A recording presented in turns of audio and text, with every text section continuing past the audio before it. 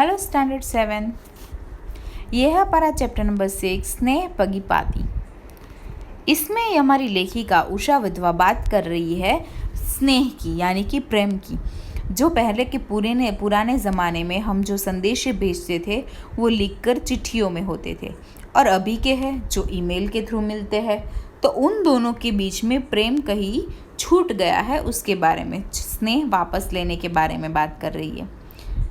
यहाँ पे उसकी बात कर रही है कि जन्मदिन की सुबह मैंने अपना ईमेल बॉक्स खोला तो उसमें विदेश में रहने वाली अपनी बिटिया का शुभकामनाओं वाला कार्ड मिला।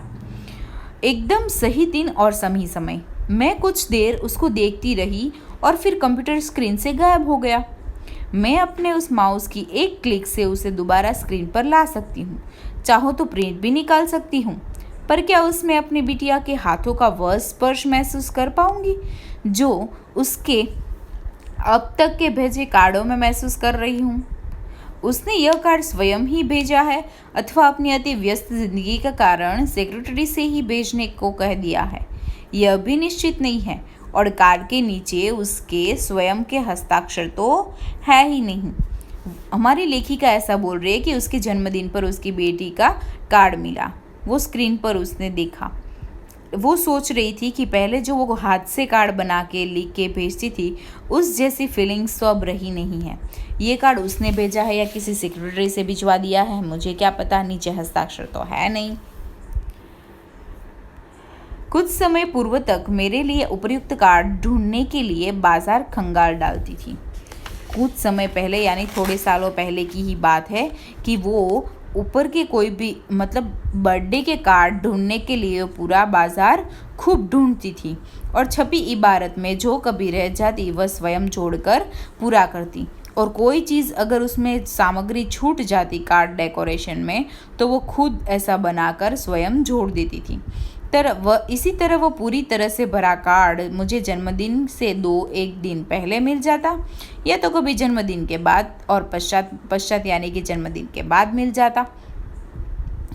पर वे सारे कार्ड आज तक मेरी अलमारी में सहज कर रखे हुए हैं, यानी कि संभाल कर रखे हुए हैं, किसी अनमोल धरोहर की तरह, किसी अनमोल चीज़ की तरह, पूंजी की तरह।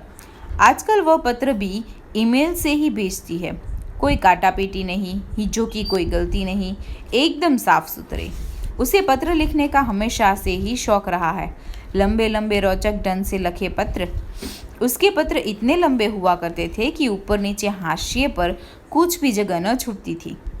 वो ऐसा बता रही है कि आजकल जो वो पत्र की जगह पे ईमेल भेज रही है उस ईमेल में भी सेम, कोई काटापीटी नहीं, कोई हिज्जों की गलती, हिज्जों यानी कि स्पेलिंग मिस्टेक, कोई स्पेलिंग मिस्टेक नहीं, और एकदम साफ सुथरा।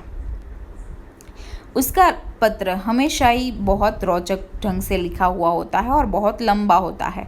वो ऊपर नीचे की हाशिए की जगह में भी लिख देती थी। उसका पत्र दूर से ही वो पहचान जाती थी। कभी कभी उसके पत्रों पर चॉकलेट, टॉफ़ी या मक्खन के चिकने निशान होते। मैं कल्पना करती कि पत्र लिखने के लिए उसने अपनी नन्ही बिटिया को इन्हीं चीज़ों से फुसलाया होगा, और बिटिया ने धैर्य चुक जाने पर अपनी माँ का ध्यान आकर्षित करने की कोशिश में कागज़ को ही पकड़ लिया होगा। हमारी लेखिका ऐसा बोल रही है कि जब उसके पत्र मिलते थे उस पत्र पे कभी कभी चॉकलेट, टॉफ़ी और मक्खन के निशान भी होते थे। तो वो ऐसा कल्पना करती कि शायद ये निशान उसकी छोटी सी बिटिया को फुसलाने के दौरान लग गए होंगे पत्र के ऊपर। मैं उन निशानों पर हाथ स्नेह से फिराकर गद्दबे हाथों का स्पर्श महसूस करने का प्रयत्न करती। हाथ से लिखे उन पत्रों में लिखने वाले के हाथों का स्पर्श हुआ करता था, मिठास और गर्माहट होती थी। बहुत कुछ अनलिखा भी हम बाँच लिया जाता था। वो ऐसा बोल रही है कि जो पहले के ज़माने में ये पत्र लिख के भेजते थे उस पत्र में हम सब कुछ महसूस कर पाते थे, और जो नहीं लिखा है वो भी हमें पता चल सकता था। लेकिन ये जो हाईटेक जीवन शैली है, हाईटेक जीवन शैली में युग में स्क्रीन पर उभर आए इन शब्दों की चाहे तो मेल पढ़ लो चाहे समाचार पत्र, दोनों ही सिर्फ संदेशावाहक होते हैं बस। हमारी लेखक ऐसा बोल रही है कि ये जो हाईटेक ज़माना है उस हाईटेक ज़माने में आप समाचार पत्र पढ़ो या तो मेल पढ़ो, सब एक जैसा ही है, सब एक संदेशावाहक ही है। हमारे बचपन में डाकिये का आगमन दिन भर का सबसे अहम हिस्सा होता था। डाकिया यानी कि ये जो लेटर है वो पोस्ट करने वाला, ये जो पत्र है वो घर तक पहुंचाने वाला। ये जो डाकिया है उसका अहम हिस्सा होता था, मतलब उसका मुख्य भाग होता था। सब उसकी राह देखते थे। दिन में 3 बार आता था डाकिया। डाक डालते समय अपने साइकिल की घंटी बजाता। बाहर से लौटा हर सदस्य एक बार लौटकर बॉक्स में झाँक अवश्य लेता। पिताजी दफ्तर से लौटते तो उनका पहला प्रश्न यही होता, कोई चिट्ठी आई क्या? सबसे अधिक प्रतिज्ञा तो विवाहिता बहन के अपने ससुराल से लिखे पत्रों की रहती। परिवार का हर व्यक्ति उन्हें चाव से पढ़ता। माँ स्वयं न पढ़ पाने के कारण हम सब भाई बहनों से एक एक बार उस पत्र को अवश्य पढ़वा कर सुन लेती थी। वो घर में ऐसा माहौल होता था कि सब लोग चिट्ठी के बारे में पूछा करते, किसी की चिट्ठी आई है क्या? और सबसे अधिक किसकी चिट्ठी की राह देखते होते थे? उसकी विवाहिता बहन की, मतलब उसकी बहन की जो शादी हो गई उसकी बहन की, कि उसकी ससुराल से उसकी बहन की कोई चिट्ठी आई है। अगर वो चिट्ठी आई होती तो अपनी माँ है वो उसके दो सब भाई बहनों से एक एक बार पढ़वाती और पढ़कर सुन लेती। इसके बावजूद उनकी क्षुधा शांत न होती। क्षुधा यानी कि इच्छा, तब तक उसकी इच्छा शांत नहीं होती। गांव में पत्र बाँचने का काम प्रायः डाकिया ही कर दिया करता था और ज़रूरत पड़ने पर उत्तर भी वही लिख देता था। गांव में ये जो काम था वो काम डाकिया ही कर देता था और ज़रूरत पड़ने पर वो उत्तर यानी कि जवाब भी लिख देता था। कहा गया है कि खत का मजमून जान लेते और लिफाफा देखकर। मजमून यानी कि विषय। खत का जो विषय है, कौन से विषय पे ये खत लिखा है, वो लिफाफा देखकर ही पता चल जाता था। पत्र पढ़ने के पूर्व ही काफ़ी कुछ समझ लेते हम। ये जो पत्र जो मिलता था उसका हम एनवेलप देख के ही हमें बहुत कुछ पता चल जाता था और बहुत कुछ समझ भी लेते थे। केसर छिड़ का पत्र आया तो चाची के बेटा हुआ। कोना कटा कार्ड आया तो मृत्यु समाचार है। यदि छात्रावास में रहकर पढ़ने वाले बेटे का पत्र आया तो अवश्य उसे पैसों की ज़रूरत आन पड़ी है, क्योंकि वैसे तो वो अपनी अति व्यस्तता के कारण पत्र लिखने का समय ही नहीं मिलता। वो ऐसी डिफाइन बता रहे हैं कि अगर केसर छिड़ा हुआ पत्र आया उसका मतलब चाची को बेटा हुआ है।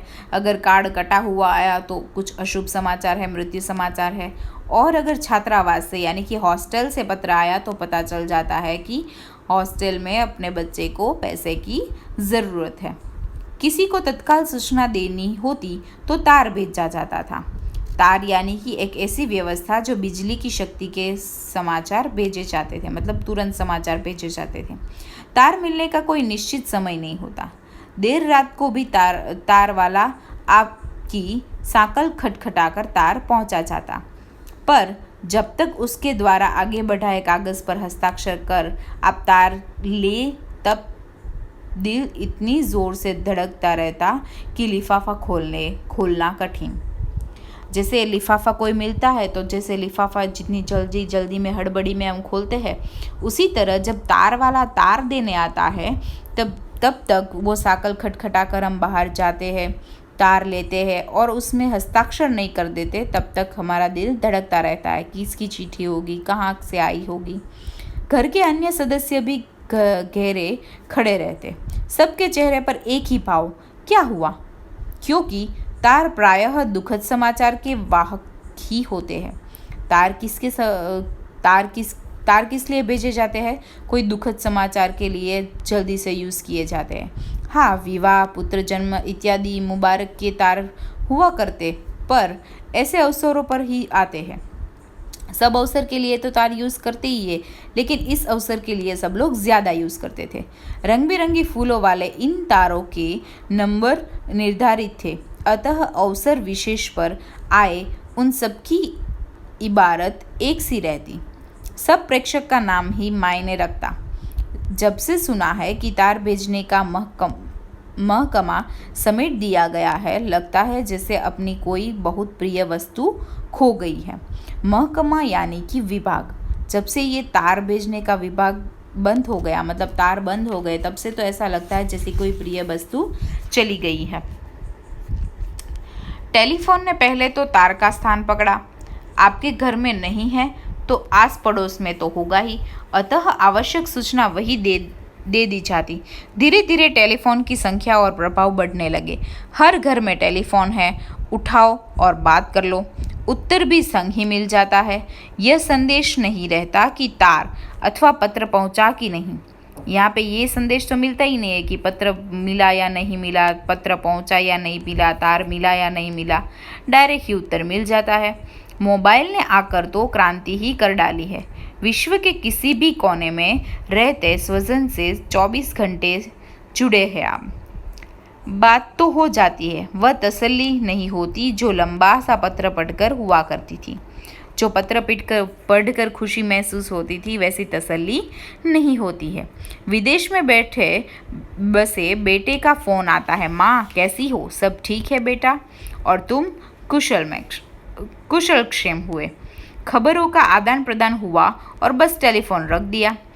बाद याद आता है कि फला बात पूछना तो भूल ही गए। ये बात बतानी तो रह ही गई। उनकी बातें घुमड़ रही थी मन में, पर चाहकर भी कहाँ कह पाई। कितना कुछ रह गया भीतर ही। चलते मीटर के आगे कोई कितना बता पाए। हमारी लेखिका ऐसा बता रही है कि जो विदेश में अपना बेटा बैठा है वो फ़ोन करता है तो सिर्फ इतनी सी बात करता है कि माँ कैसी हो, सब ठीक है, सब कुशल मंगल, फिर फ़ोन काट देता है। मन में बहुत सारी बातें चली रहती होती है, वो कोई भी बात उसको बता नहीं पाती क्योंकि वहाँ पे मीटर घूमता है यानी कि बिलिंग सिस्टम है, तो बिल आता होगा।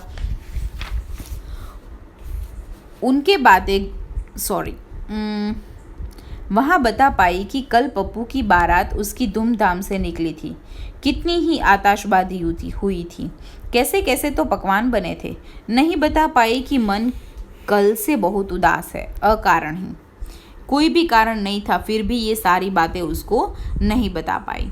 पर आज की पीढ़ी की दौड़ती भागती जिंदगी में पत्रों का कोई स्थान नहीं है। तार अथवा तार वाले देखे ही नहीं उन्होंने। एक दो पीढ़ी बाद के बच्चे डाकिया डाक लाया गीत सुन माता पिता से पूछेंगे, माँ डाकिया कौन होता है। सच है, प्रगति जब तेज रफ्तार से बढ़ रही है तो बहुत कुछ किनारों पर ढकेलती चलती है। ऐसे ही किसी किनारों पर छूट गई है इस बार स्नेह पगी पाती भी। पगी यानी कि लिपटी और डूबी यानी कि प्रेम से भरी हुई बातें, प्रेम से डूबी हुई बातें। ये जो पत्रे चले गए हैं उसकी साथ साथ ही चली गई है। ये सब बता रहे कि आगे की पीढ़ियों में, आगे के बच्चों को तो ये सिर्फ गीत सुन के ही पूछेंगे कि डाकिया डाक लाया, गीत सुनकर पूछेंगे कि डाकिया कौन है। तभी हमें पता चलेगा कि डाकिया है वो एक पत्र भेजने वाला है। तो यहाँ पे हमारा ये चैप्टर ख़त्म होता है। उसके साथ आपको इस होमवर्क की PDF में मौखिक और लिखित क्वेश्चन आंसर्स भी दिए हैं, वो भी एक बार नोटबुक में लिखने हैं। शब्दार्थ और श्रुत लेखन 5 टाइम। Okay, thank you.